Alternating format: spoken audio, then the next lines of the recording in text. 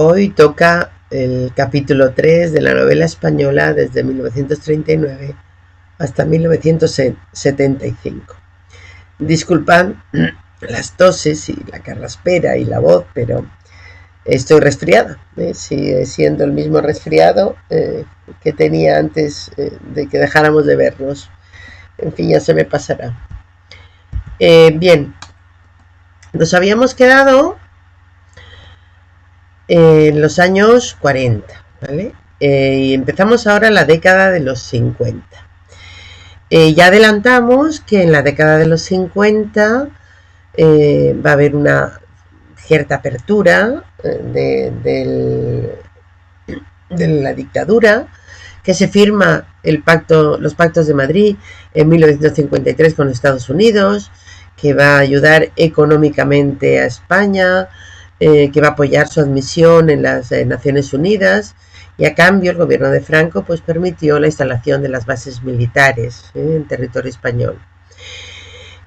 Unos meses antes, además, en el mismo 1953, se había firmado el concordato con la Santa Sede, con el Vaticano, con lo cual la Iglesia también reconocía la dictadura de Franco. Era el fin de la autarquía, el fin del aislamiento, y eso va a significar evidentemente una mejora económica y cierta apertura de Franco, de la dictadura en general, cierta apertura de la censura, y eso se ve muy bien en esta película. Se rueda el mismo año de los pactos de Madrid y la firma del concordato con la Santa Sede. El director es Luis García Berlanga. En la película es Bienvenido Mr. Marshall, donde hace una parodia de esa ayuda americana, una burla y una crítica velada. Velada quiere decir que no, como con un velo por delante, no es una crítica directa de la situación social de la época, pero sí había una crítica ahí de esa miseria. La película no tuvo problemas con la censura.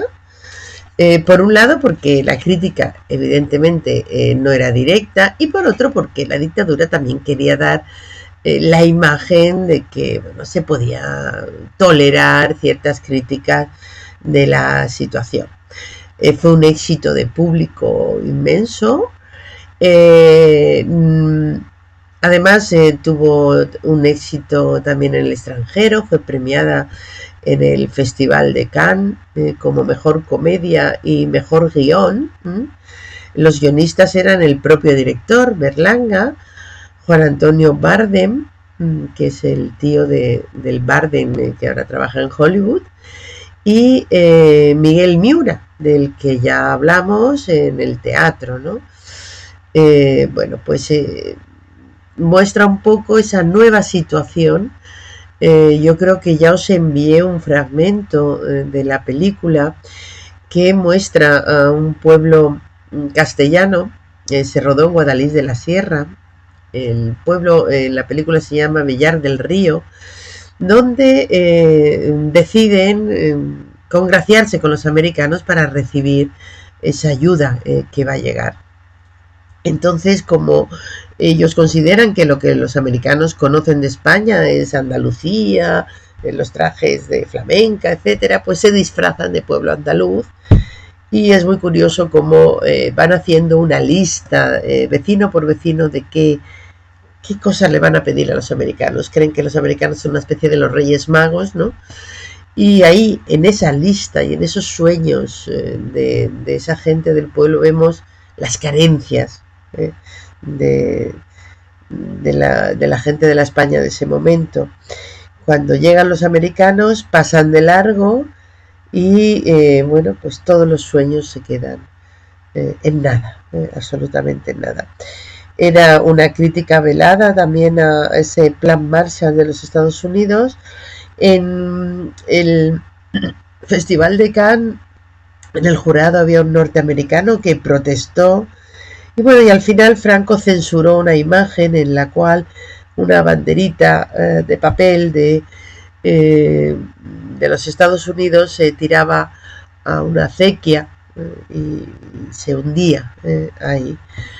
Esa muestra de esa ligera apertura Aquí vemos al presidente de los Estados Unidos que viajó en diciembre del 59, fue ya el espaldarazo definitivo al régimen de Franco, fue recibido, pues os lo podéis imaginar, ¿no? Pasó por la Gran Vía con su coche, con la gente, las banderitas. Eh, Era también celebrar que España había por fin sido reconocida en las Naciones Unidas en 1955. En fin, la situación cambia ligeramente y eso también lo vamos a ver en la narrativa de los años 50. Es la que se llama la narrativa del fin de siglo, recibe otros nombres, los niños de la guerra, o como los llevaba Ana María Matute, los niños asombrados. Todos ellos en su infancia o preadolescencia vivieron la guerra. Vivieron la guerra, son por lo tanto los que crecieron viendo la guerra y crecieron en la posguerra. Si bien todos son de familias pudientes, de familias burguesas, en fin, pero también lo era Ana María Matute y también la guerra los golpeó, a pesar de todo. Hay una obra de la que ya hemos hablado, que se publica en el 51, La Colmena, y os dije que cambia el registro de la narrativa.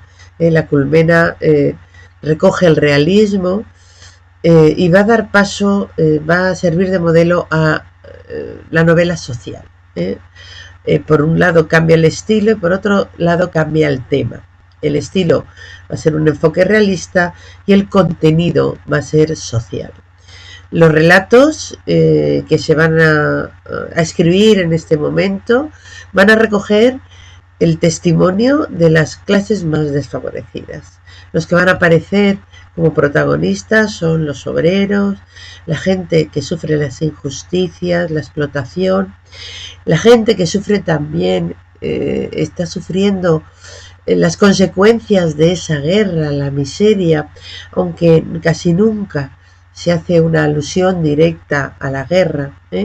Las novelas más representativas de este periodo son Los Bravos, de Jesús Fernández Santos, que es este de aquí, El Jarama, de Rafael Sánchez Ferlosio, es este de aquí, Central Eléctrica, de Jesús López Pacheco, y La Zanja, ya del 60, de Alfonso Grosso. Son novelas importantes de esta época, pero vamos a estudiar algunos de estos autores.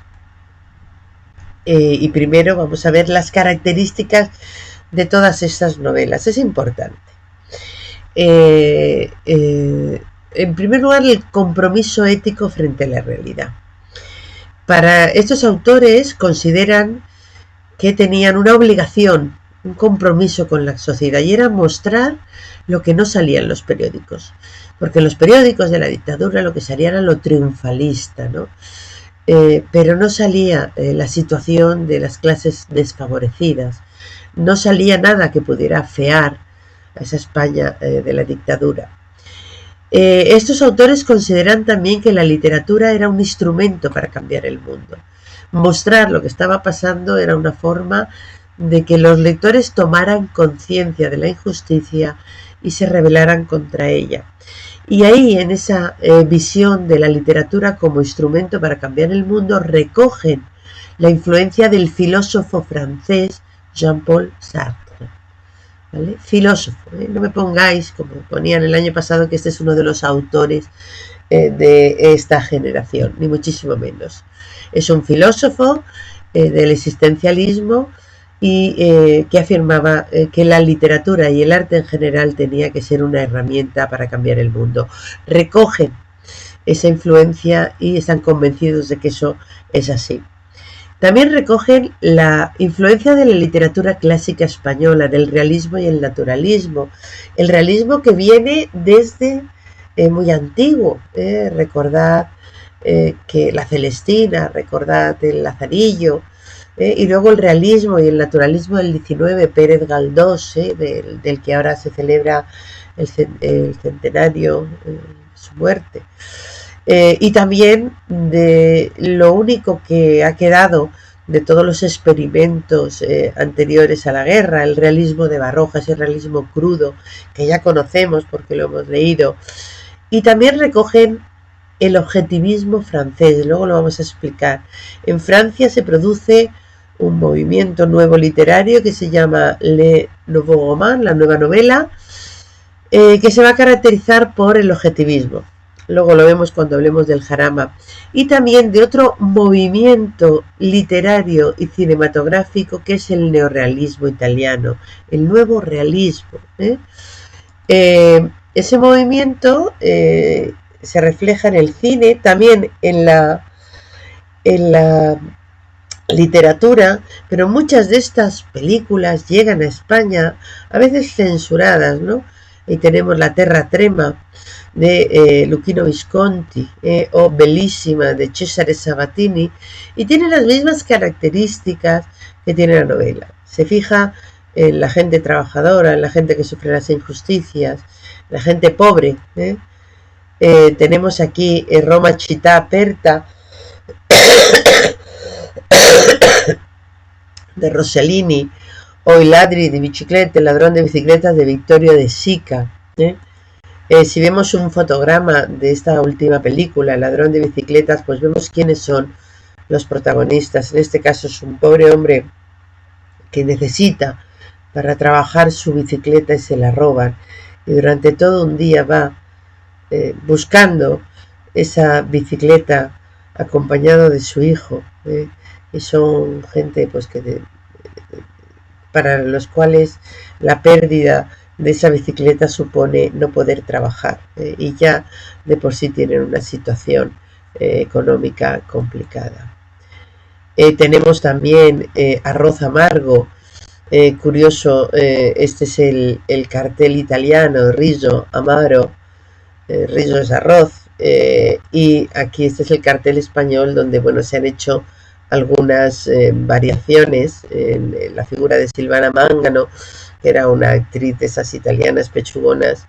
Bueno, aquí le han puesto unas medias que yo creo que resultan más insinuantes que la carne, donde hablaba de los trabajadores del norte de Italia, del arroz, que era sabes que el arroz se cultiva en agua, ¿no? En zonas lacustres, etcétera. Bueno, había una historia de pasión entre dos hombres. Aquí el cartel español es una muestra más de la censura. Desaparece esos dos hombres, ¿no? Se pone solo la figura. Era la ridiculez de la censura española, que a veces terminaba creando imágenes mucho más sugerentes. Evidentemente los pechos tan puntiagudos aquí son menos puntiagudos, en fin. Cosas de la época, o películas como La Estrada de Fellini, auténticas obras maestras donde cuenta la vida de unos cómicos ambulantes, ¿no? Son obras normalmente que muestran la vida de esa gente, pero siempre tenían valores positivos, valores cristianos, y solían llegar a las pantallas españolas, si bien con algunos recortes, sobre todo todo aquello que tenía que ver con el sexo, o con críticas demasiado directas, ¿no? Por ejemplo, Roma città aperta, que hablaba de la lucha de los romanos contra el fascismo, pues esa no llegó. No llegó.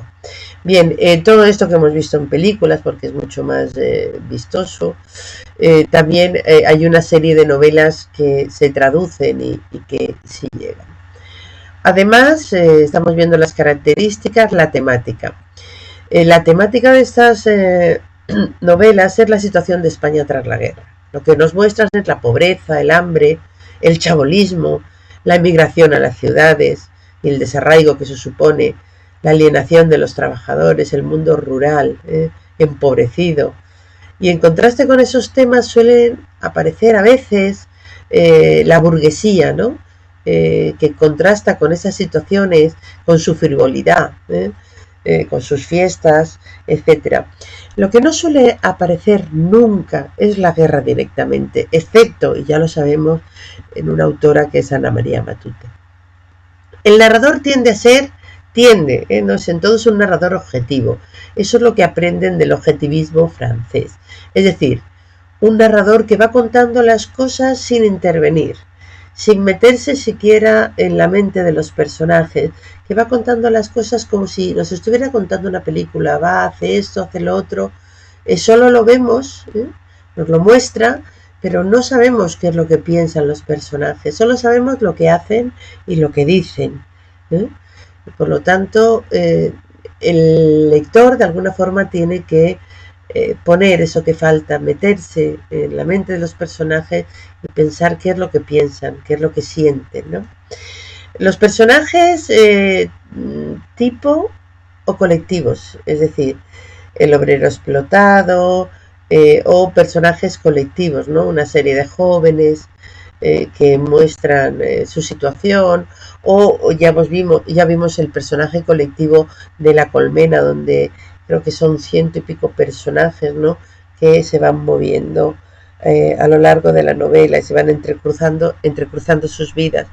La estructura suele ser lineal. Naturalmente, volvemos al realismo, la estructura lineal. Son novelas que quieren que sean leídas y por lo tanto experimentan poco. Hay pocos saltos en el tiempo, hay poca experimentación, porque es una novela que tiene que llegar. Si quiere que llegue al lector, para que el lector tome conciencia de la situación de pobreza, pues evidentemente experimentos pocos. El espacio puede ser rural o urbano, y en ocasiones se presenta de manera dialéctica, es decir, el rural y el urbano, ¿no?, como dos espacios que se contraponen. Y el lenguaje claro y sencillo, y ahí estamos en lo mismo de la estructura lineal. Si es una literatura que tiene que llegar al lector, pues tiene que ser clara y sencilla. Bien, vamos a ver algunos autores de esta generación. Rafael Sánchez Ferlosio, que murió el año pasado, ¿no? Murió estamos en el 20, murió el año pasado. Bueno, pues era un personaje curioso. Su padre, Rafael Sánchez Mazza, fue uno de los creadores de la Falange, justo con José Antonio. Lo hemos nombrado cuando hablamos de esa primera narrativa de posguerra, una narrativa afín al régimen, que ensalzan los valores del régimen, los valores falangistas. Bueno, pues él, digamos que va a ir por otro camino. Sánchez Ferlosio, su novela fundamental, su aportación fundamental es El Jarama, que gana el premio Nadal. Otra vez hablamos del premio Nadal como uno de los premios más importantes de la época, que significaba el espaldarazo para cualquier escritor. Lo gana en el 55 con El Jarama. La novela narra una anécdota intrascendente, aunque al final se vuelve algo dramática. La excursión de una serie de jóvenes de la clase trabajadora que un domingo se van al río Jarama, a pasar el día. Dura 16 horas, ¿vale? El ambiente es absolutamente realista y el narrador es absolutamente objetivo. Se limita a mostrar lo que hacen, ya transcribir las palabras que dicen los personajes. No se mete en su mente, no comenta nada. Predominan los diálogos que reflejan de una manera tremendamente real el habla coloquial propia de los jóvenes trabajadores del Madrid de la época. Decían los críticos que casi parecía que se había ido con un magnetófono. Entonces los magnetófonos eran instrumentos, aparatos inmensos, ¿no?, que había grabado realmente a personajes en esa situación y de esa clase social, porque lo reflejaba perfectamente. Es una novela muy importante en la época y que refleja esa influencia francesa del objetivismo. Luego en el 51 tiene otro tipo de novela, Industrias y andanzas de Alpha Nui, que muestra una relación mágica de un niño con la naturaleza, con el entorno que lo rodea. Es un libro pues, que se suele leer en primaria, por ejemplo. Es un libro de otro tipo.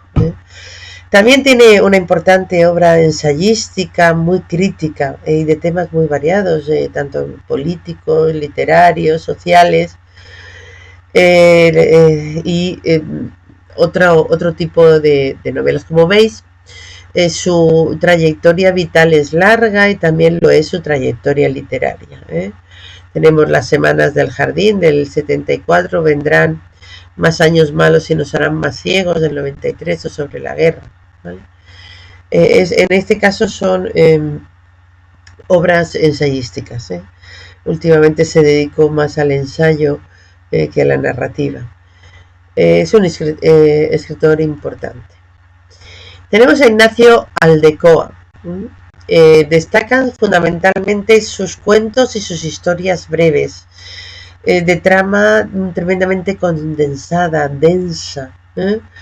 Los personajes son seres desolados, seres entristecidos, como en su cuento Jun Sánchez, Seguir de pobres, La tierra de nadie o Los pájaros de Baden-Baden. También publicó algunas novelas realistas en las que ofrece una visión de España de posguerra, de ambiente empobrecido, asfixiante. A veces nos muestra pues el lumpen, esa gente que vive al margen de la sociedad.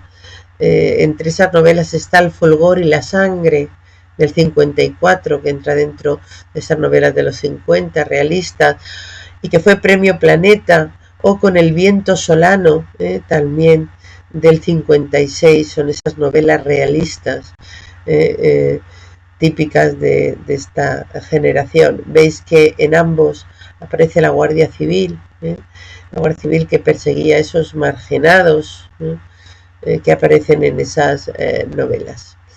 Carmen Martín Gaite, ya tenemos una mujer. Sus primeras obras fueron El balneario del 57 y Entre visillos, también del 57.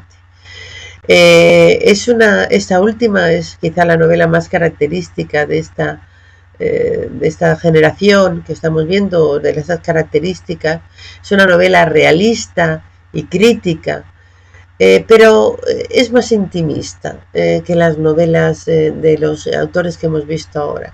Quizás el intimismo sea una de las características de las autoras de esta generación, más mirar para adentro. Entre visillos relata la vida cotidiana de unas jóvenes de provincias.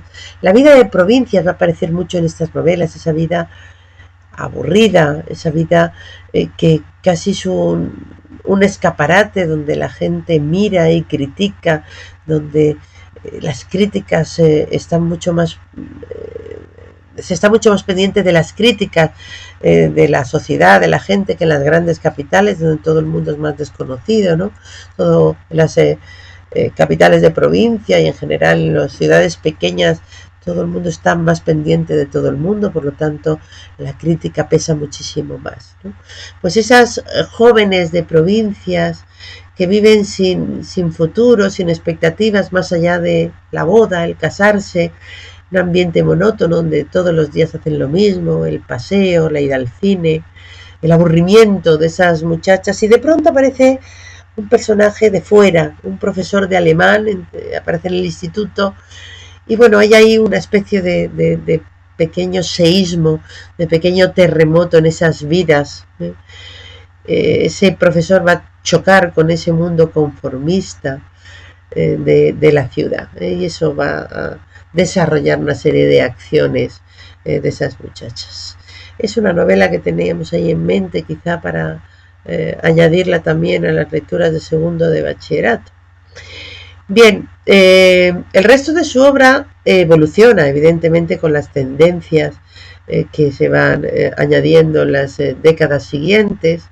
Destacan Retahílas del 74, Nubosidad variable del 92 o Lo raro es vivir del 97. Ya son novelas que añaden otros elementos que se están dando en las generaciones literarias posteriores. Aquí tenéis una imagen de ese entre visillos de Carmen Martín Gaite. Creo que también ganó el premio Nadal.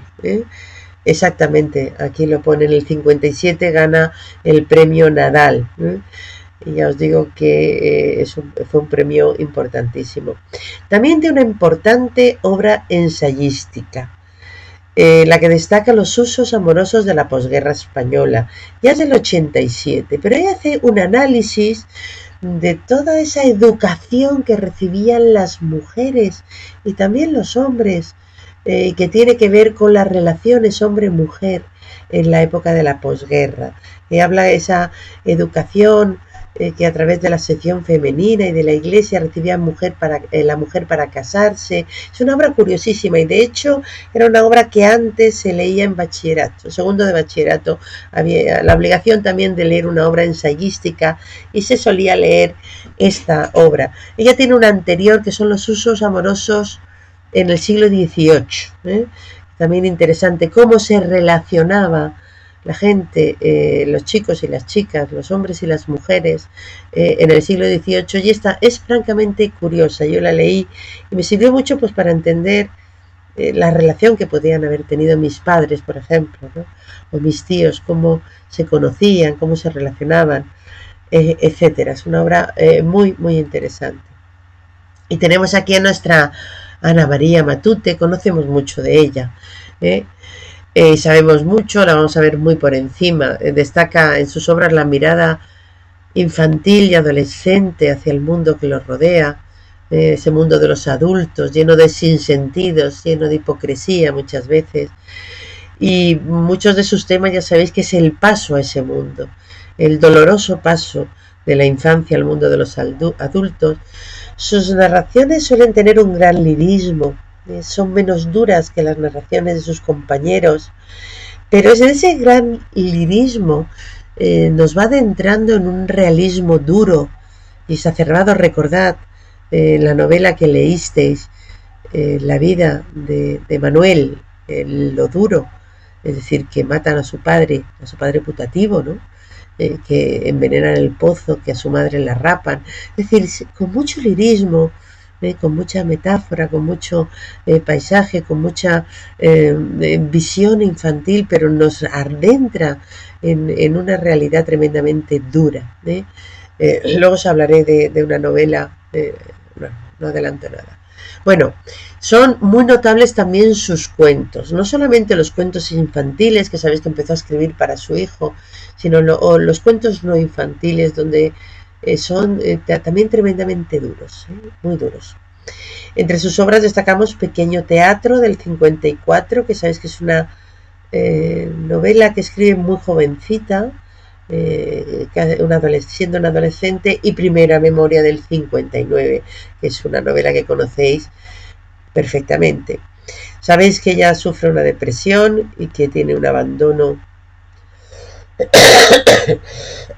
disculpad, abandona la actividad literaria durante mucho tiempo y que luego vuelve, y cuando vuelve y retoma la actividad literaria escribe una novela llena de fantasía que se mueve dentro del mundo de los cuentos. Es Olvidado Rey Vudú, del 96. A mí ese tipo de producciones ya no me gustan tanto, me gusta la producción anterior a su depresión. Vale. Como muestra de lo que era la censura, para que os deis cuenta, he traído aquí,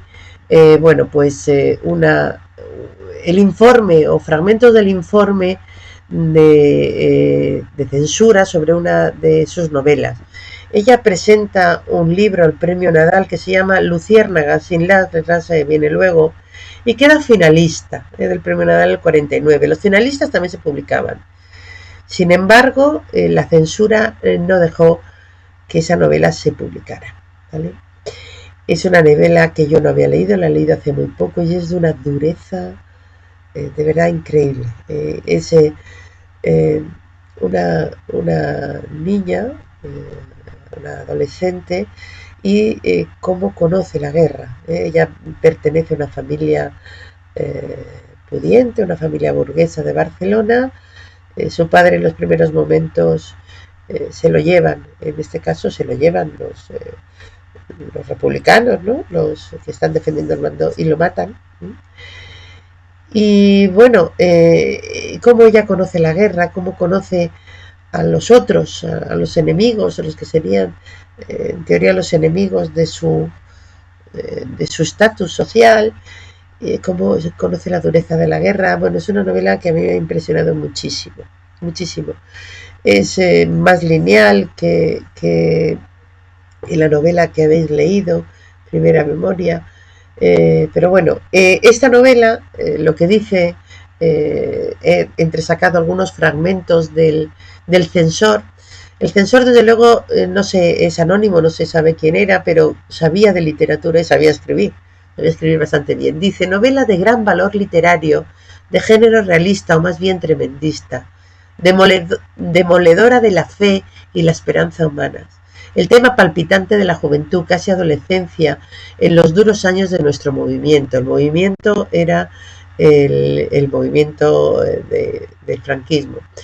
Con la acción localizada en Barcelona, es tratado con tal amargura y decepción, con tal carencia de espíritu religioso y humano, que el lector se siente horrorizado al ver cómo se destruyen los valores morales esenciales. Políticamente, la novela deja mucho que desear. Se plantea la dura vida del pobre y se deja atribuir a causas innominadas, pero entrevistas, la culpa de sus desventuras. Culmina este aspecto político al negar fundamentos del movimiento nacional, página 297 al final. ¿De qué ha servido la guerra? Todo sigue igual que antes, tales son las conclusiones. Literariamente, la novela constituye una valiosa aportación. La enorme fuerza descriptiva que ha sabido imprimir la autora destaca de forma brillantísima a lo largo de toda la obra, escasa en diálogos, pero muy rica en análisis. Considerando lo expuesto, el lector que suscribe, es decir, el censor, opina que no debe autorizarse la obra, pues intrínsecamente resulta destructora de los valores humanos y religiosos esenciales. No se hace especial mención de páginas porque es toda la novela y su fondo, más que los pasajes crudos, los que aparecen recusables. Es decir, reconoce el valor literario de la novela, lo pone como una gran novela, pero no puede publicarse. La autora rehizo la novela y la publicó en 1955 con el nombre En esta tierra. La primera versión la publicó cuando vuelve a escribir, la publica, la rehace o retoma la primera redacción de esa novela y la publica en 1993, y es ahí donde le pone el las, que no estaba en el primer título. El primer título era Luciérnaga. Simplemente eso para que veáis bueno, lo que era la censura. Os recomiendo esa novela, la visión que da esa niña de la guerra. Es impresionante, absolutamente impresionante. Bueno, y llegamos a la España de los 60 y 70. Yo creo que nos vamos a quedar aquí, y este será el capítulo 4 que veremos mañana. Nos quedamos, por lo tanto, aquí. Hoy hemos visto la literatura, la narrativa de los años 50.